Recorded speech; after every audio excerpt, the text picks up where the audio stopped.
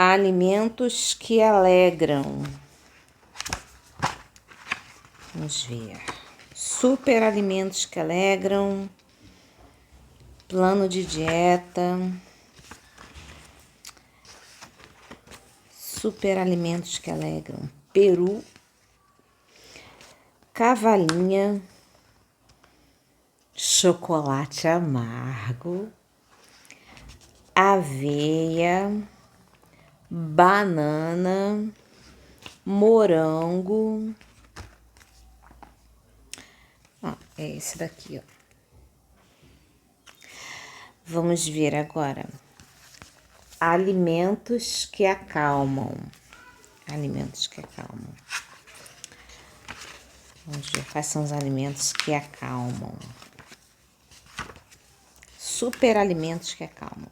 Chocolate amargo, manga, aveia, gengibre, damasco, mirtilo, maçã. Eu ia andar com uma cesta cheia de maçã, um saco cheio de maçã na bolsa, né? Porque quando a gente vai pra rua, né, enfrenta as filas da vida, a gente encontra uma pessoa nervosa, a gente oferece uma maçã, não é não? Olá, seja muito bem-vindo, muito bem-vinda aos 100 miligramas. Bem, e o assunto de hoje promete. Nós vamos falar sobre tratamento farmacológico do transtorno bipolar. Ressalvas. Eu não sou farmacêutica, não sou médica. O que eu vou falar é do ponto de vista do paciente, tá? E pautado nas pesquisas que eu fiz. Dessa vez eu vou conseguir. Vou deixar o link dos artigos aqui embaixo, na descrição. Então, vamos lá. Transtorno bipolar precisa de tratamento? Sim, precisa. E como é um transtorno crônico, né, uma doença crônica, o tratamento é para a vida toda. Essa é a parte ruim, né? Mas depois a gente pode até discutir o que você pode fazer para amenizar efeito colateral, outras questões também como alimentação, né, atividade física, etc. Bom, esse tratamento, ele basicamente feito por estabilizadores de humor, antipsicóticos e, em alguns casos, antidepressivos. Por que eu falo em alguns casos? Porque, por exemplo, uma pessoa que tenha transtorno bipolar do tipo 2, esteja na fase da mania, precisa de um antidepressivo. Esse antidepressivo vai ser administrado com cautela. Para que ela não tomando o antidepressivo, ela não tenha o que se chama de virada maníaca. Virar o quadro. Em vez dela estar com uma depressão, ela passa a apresentar um quadro de mania. Então, isso tudo é feito com, obviamente, né, com acompanhamento médico.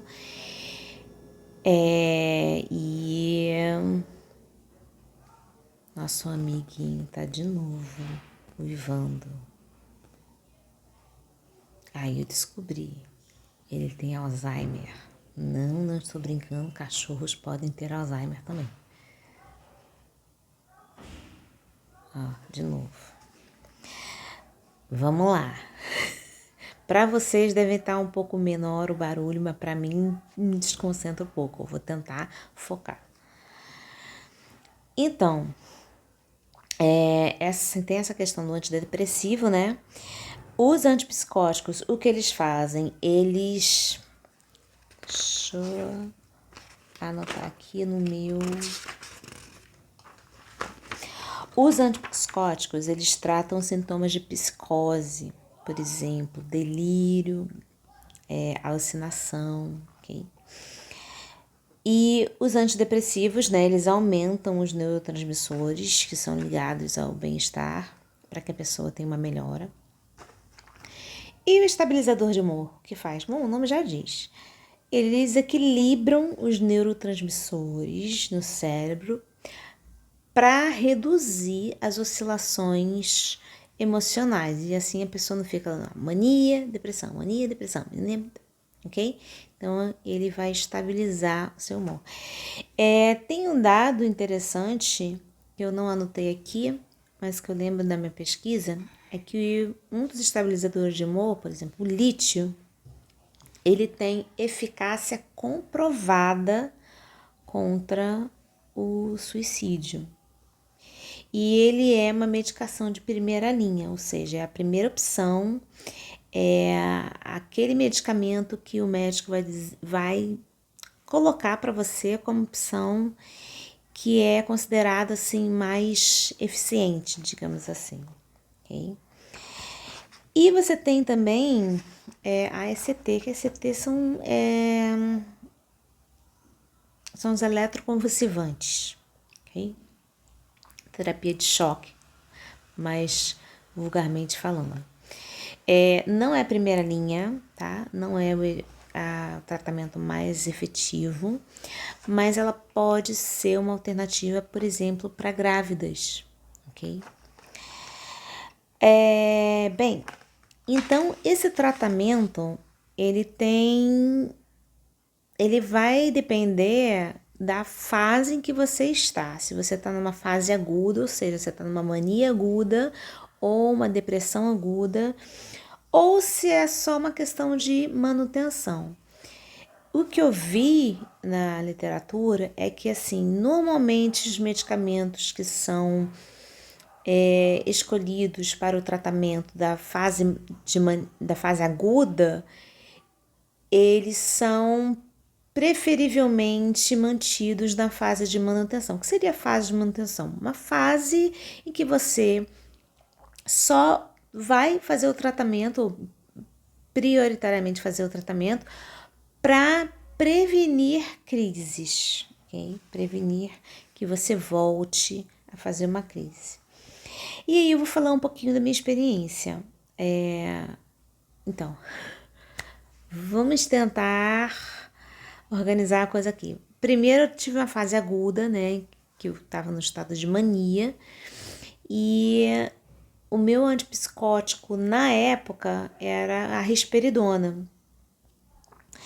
E aí é interessante porque, assim, eu fiz risperidona, fiz lítio e eu tomava uma outra medicação que eu acho que é para ajudar a equilibrar os efeitos colaterais da risperidona. Se eu não me engano, o nome dessa medicação era Kineton, tá? O que eu tive de efeito colateral na época? Uma coisa que eu só descobri há poucos dias. Eu tinha enrijecimento dos braços, né, dos braços e de alguns movimentos e muita dificuldade de usar minha mão, né, de escrever, de fazer coisas manuais, né? Eu de vez em quando eu pintava, né, para me distrair, para melhorar a concentração e eu tinha dificuldade nisso. E eu descobri por quê? Porque a risperidona é um antipsicótico e ele, né, foi descoberto que ele tem alguns efeitos extrapiramidais. Gente, o que vem a ser isso? A área extrapiramidal do nosso cérebro é a área que está conectada, né, está ligada à parte motora. Então, assim, a medicação, o que ela fez? Eu tinha muita dificuldade de escrever. Eu tenho até hoje, aí eu vou até depois falar o que eu tô fazendo hoje, né, de medicação. Então, hoje eu tomo uma dosagem ainda de risperidona, bem pequenininha, é 1 miligrama só por dia. Eu sinto às vezes essa dificuldade com a minha psicomotricidade, né, principalmente coordenação motora fina. Pedagogas de plantão, vocês vão acompanhar o que eu tô dizendo.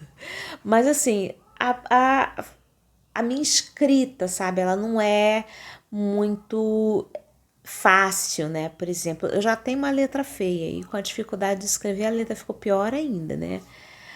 Mas enfim, é isso, né? E eu lembro que eu acho que por conta desse Akhenaton, se eu não me engano, eu tinha visão turva. E não era uma questão de óculos, eu podia botar a lupa que fosse, eu continuava com a visão turva. E que fez com que eu não conseguisse ler, praticamente, né? Eu tinha muita dificuldade de ler. Ok, isso foi num primeiro momento, né? E eu lembro que a minha dosagem de risperidona era bem alta, né? A dosagem, por exemplo, para esquizofrenia era de 6 a 9 miligramas, eu fazia 6 miligramas de risperidona. E tomava o lítio também, o lítio desde o início. O que o lítio de cara fez no meu corpo? Bom, reteve todos os líquidos possíveis do meu corpo. Então, a primeira coisa que eu tive foi prisão de ventre. Primeira coisa. Então, eu tive que ajustar minha dieta, até hoje, né? Tomar muito líquido e aumentar a ingestão de fibras, né? Então, assim, foi mais essa questão aí do lítio. Eu também tive um efeito peculiar. Se eu conseguir na edição, eu vou botar uma foto minha antiga com o cabelo quase liso. Eu nunca tive o cabelo totalmente liso, levemente ondulado, mas hoje, como vocês observam, tá bem ondulado. Tem gente que diz que eu tenho cabelo cacheado, não é cache, gente, é ondulado. Ainda que eu vim estudando com a blogueirinha da internet, a gente aprende algumas coisas. Enfim. Mas então, o lítio ele altera, né, a textura do cabelo por conta deixa eu até ver aqui. Eu anotei isso, eu achei muito interessante. Vocês esperem aí. Ó, ele altera a produção de sebo. Então ele tem um couro cabeludo, você fica com o couro cabeludo mais seco, né? E ele altera uma função da tireoide que também altera a textura, por sua vez, né? Altera a textura do cabelo. Então, assim, fiquei com o cabelo mais cacheado, bem mais ondulado. Vocês entenderam o que eu quis dizer, né? Bom, a quetiapina. Nívia, como foi sua adaptação com a quetiapina? Olha, a quetiapina eu digo que é o que protege meu réu primário. Assim, que eu observei com a quetiapina? Bom, eu faço uso da quetiapina já há uns 10 anos. Não foi desde o início do tratamento, foi um pouco depois que eu entrei na quetiapina. Mas eu achei realmente, em termos de efeito, um pouco melhor que a risperidona. Mas a quetiapina, o que é observado em vários pacientes, né? Ganho de peso, e de fato eu ganhei 10 quilos, assim, então não foi assim, pá, de repente, mas ao longo desses 10 anos, né, eu ganhei uns quilinhos aí. A glicose, ela tá um pouco maior, a minha glicose vive no limite, tá? Então eu tive de fazer alterações na dieta também, né? Diminuir o carboidrato. Não é que eu tenha deixado, tá, gente? Porque de vez em quando rola um hambúrguerzinho aqui, né? Mas, enfim. Mas diminuir o carboidrato, abolir o açúcar. Açúcar eu não uso, só uso adoçante, enfim. Mas se tiver sempre uma opção light, uma opção diet, essa que eu vou preferir na rua. Triglicerídeos também aumentou. Então, assim, mais cuidado ainda com a alimentação. Mas, gente, o que eu queria dizer por fim, depois eu falar essas coisas todas desastrosas, né, que acontecem quando você começa o tratamento, ainda assim,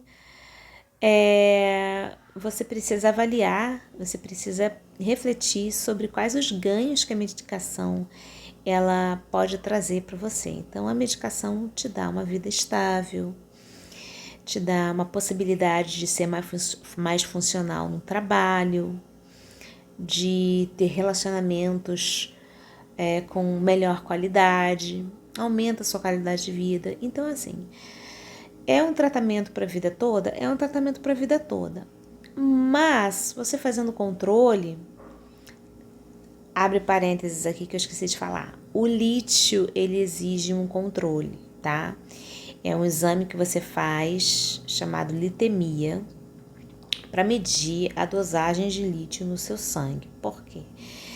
Ele, em determinadas doses, ele é terapêutico, porém, ele não pode ultrapassar, tem uma faixa, se não me engano é 1,2. Ele não pode ultrapassar essa determinada faixa de dose, essa dose, no seu corpo, porque ele pode ser tóxico, tá? Então, se você começou o tratamento com lítio, saiba que, periodicamente, você vai precisar fazer exame de sangue para ver se o seu lítio tá ok.